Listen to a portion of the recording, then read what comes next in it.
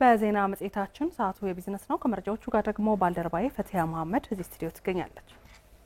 ፈቲያ የርሳተንች አመሰግናለሁ ሳምራዊት። ከኩለ ቀን የቢዝነስ መረጃዎቻችን ጋር አብራችሁን ቆዩ። በቴክኖሎጂ ዘርፍ ውጤታማ የሆኑ ወጣቶችን ስልጠና በመስጠትና ዘርፉን ለስራ ዕድል ፈጠራ ለመጠቀም የተለያዩ ተግባራትን እየሰራ እንደሚገኝ የአማራ ክልል ስራና ክህሎት ቢሮ ገለጸ። በክልሉ የተለያዩ የቴክኖሎጂ ውጤቶችን ሰርቶ የማስቀመጥና ታይቶ የመጥፋት ችግርን ለማስቀረት ክትትል የተደረገ መሆኑንም ቢሮው ገልጿል። የዘባለም ጌታነህ ተጨማሪ አላት። በዚህ ዘመን ቴክኖሎጂን በመጠቀም ራስን በእውቀትና በክህሎት ማሳደግ እየተለመደ መጥቷል። ዘርፉን ለስራ ፈጠራ ማዋል ደግሞ ራስንም ቤተሰብንም ተጠቃሚ በማድረግ የሚኖረው ፋይዳ ይጎላ ነው። የአማራ ክልል ስራና ክህሎት ቢሮም በዚህ ዘርፍ ወጣቶች ተጠቃሚ እንዲሆኑ እንቅስቃሴዎችን እያደረገ ይገኛል። የተሻለ ክህሎት ያላቸውን ወጣቶችም ስልጠናዎችን በመስጠት በፈጠራ ስራዎች ውስጥ እንዲሰማሩ ያደርጋል። የቢሮ ኃላፊ ዶክተር ስቡህ ገበያው ብሩህ አእምሮ ያላቸው ወጣቶች አሉ። የተለያዩ የፈጠራ ስራዎች የሚሰሩ ወጣቶች አሉ። ለምሳሌ በፌደራል በዚህ አመት ወደ 31 ወጣቶች በብሩህ አእምሮ በተለያየ ቴክኖሎጂ ስራ ለከን 26ቱ ተሸላሚ ሆነው ነው የመጡት። ስለዚህ ኮምበልሻን በተደረገው ውድድር በቴክኖሎጂ ብዙ ወጣቶች ለምሳሌ ለግብርናው ትራክተርን ሊተካ የሚችል ማሽን በመስራት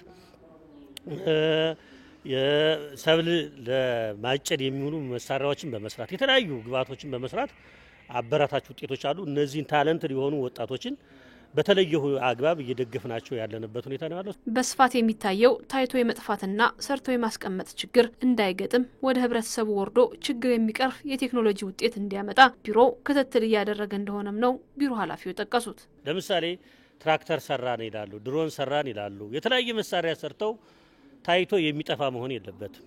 ያ የሰሩት ቴክኖሎጂ ለህብረተሰቡ ምን ለውጥ አመጣ ነው።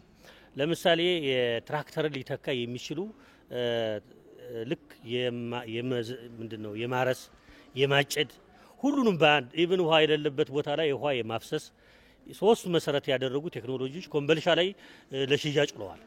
ሶኛ ያበረታታና ያለነው ይሄ ነው። በቴክኖሎጂ ዘርፉ ውጤታማ የሆኑ ወጣቶችን በማሰባሰብና ስልጠናዎችን በመስጠት ብድር የማመቻቸት ስራ ይሰራል። ቢሮ የጸጥታ ችግሩን በመቋቋምም ውጤታማ መሆኑን ነው ዶክተር ስቡህ ገበያው የተናገሩት። ቴክኖሎጂ ተወዳዳሪ የሆኑ ወጣቶችን በአመት ያሰባሰበ ያወዳደርነ እነዚህ ተወዳዳሪዎች ደግሞ ብቁ የሆኑትን የስራ ዕድል እየተፈጠረላቸው ብድር እንዲያገኙ ያደረግነ እንዲያመርቱ ያደረግነ ያለንበት ሁኔታ ነው ያለው። በቀጣይ ዋናው ስራችንም በቴክኖሎጂ ተገዳዳሪ የሚሆን ኃይል በመፍጠር ረገድ እየሰራ ነው ያለነው። ጅምሩ ምንም እንኳን የጸጥታ ችግር ቢኖር በዚህ ረገድ በፌደራልም ሁለተኛ ደረጃ የወጣንበት ሁኔታ ነው ያለው በቴክኖሎጂ ውድድር። በቀጣይም ትኩረት አድርገን የምንሰራው ማኒፋክቸር ኢንዱስትሪውና ወጣቶቻችን በቴክኖሎጂ ተወዳዳሪ እንዲሆኑ ስለሆነ ይሄን አስበን እየሰራን ነው ያለነው። ቴክኖሎጂን ለስራ ዕድል ፈጠራ ማዋል ጊዜንና ጉልበትን ከመቆጠብ ባለፈ አዳዲስ ሀሳቦችን በማፍለቅ ዜጎችን ተጠቃሚ ለማድረግ ያግዛል። በዞኑ ጤናማ የሆነ የንግድ እንቅስቃሴ እንዲኖር ለማድረግ የተለያዩ ተግባራትን እየሰራ መሆኑን የምዕራብ ጎንደር ዞን ንግድና ገበያ ልማት መምሪያ ገለጸ። መምሪያው በተያዘው በጀት ዓመት የኢንዱስትሪ ምርቶችን ለሸማቾቹ ማህበረሰብ በማቅረብ የኑሮ ውድነቱን ለማረጋጋት እየሰራ መሆኑንም አስታውቋል። አድኖ ማርቆስ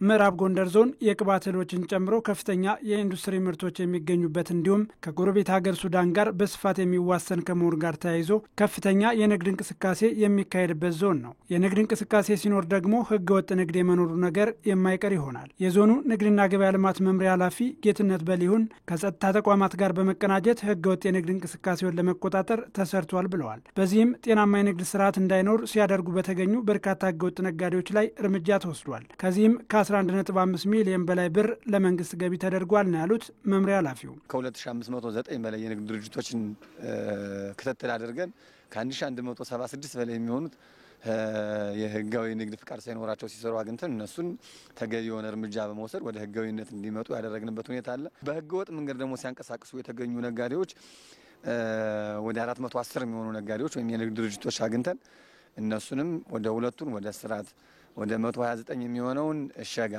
ሌሎቹን የጽሁፍ ማስጠንቀቂያ የሰጠንበትና በህገወጥ ሲንቀሳቀስ የተገኘውን ምርት ደግሞ ከ11.5 ሚሊዮን ብር በላይ በመያዝ ለመንግስት ገቢ ያደረግንበት ሁኔታ ነው ያለ በ2017። መምሪያ ኃላፊው አቶ ጌትነት ህገወጥነትን ከመከላከል ባሻገር የግብርናና ኢንዱስትሪ ምርቶችን በተመጣጣኝ ዋጋ ለሸማቹ ማህበረሰብ በማቅረብም የኑሮ ውድነትን ለማረጋጋት ጥረት መደረጉን ጠቅሰዋል። የኑሮ ውድነትን ከማረጋጋት አኳያ ወደ 50 ሺህ የሚጠጋ የግብርና ምርት ለማቅረብ አስበን ወደ 31 ሺህ በላይ የሚሆን አቅርበናል። የእቅዳችን 63% በላይ የሚሆነው ይህንም በሸማች ህብረት ስራ ማህበራት በዩኒየን እና በምስጉን ነጋዴዎች ለማቅረብ ጥረት አድርገናል። ይህ ብቻ ሳይሆን በተለይ ደግሞ የመሰረታዊ ምርት የሚባሉት የኢንዱስትሪ ምርቶችም አሉ። ስኳርን ከመተሃራ በመተማ ዩኒየን አማካኝነት እንዲቀርብ ያደረግንበት ሁኔታ ነው ያለ። በዚህም ወደ 1500 ኩንታል በላይ በጸጥታ ላይ ችግርም ሆነን ለተጠቃሚው ያደረስንበትና የኑሮ ውድነት እንዳይባባስ ያደረግንበት ሁኔታ ነው ያለ።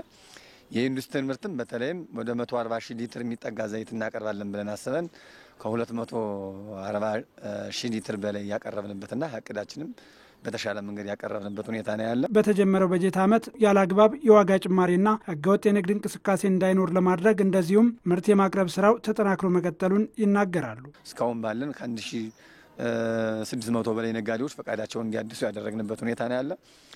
ምርትም ቢሆን የግብርና ምርት ከ1800 ኩንታል በላይ እንዲቀርብ ያደረግንበት ከ10 ሺህ በላይ ደግሞ የፋብሪካ በተለይ ደግሞ ዘይት ጭምርም እንዲቀርብ የተደረገበት ሁኔታ ነው ያለ።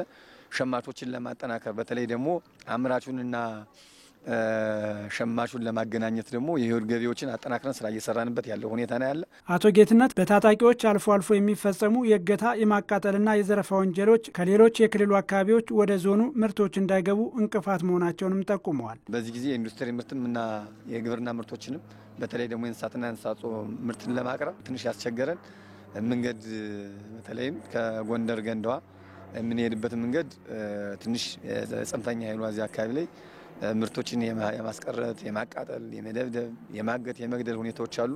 እሱንን ከጸጥታ መዋቅራችን ጋር በመቀናጀት እንግዲህ በጀባም ሌሎች አማራጮችንም ተከትሎ ምርቶችን ለማቅረብ ጥረት እያደረግን ነው። ህገወጥ የንግድ እንቅስቃሴን ለመከላከል በሚደረገው ጥረት ማህበረሰቡ ተሳትፎውን አጠናክሮ እንዲቀጥልም ጥሪ ቀርቧል።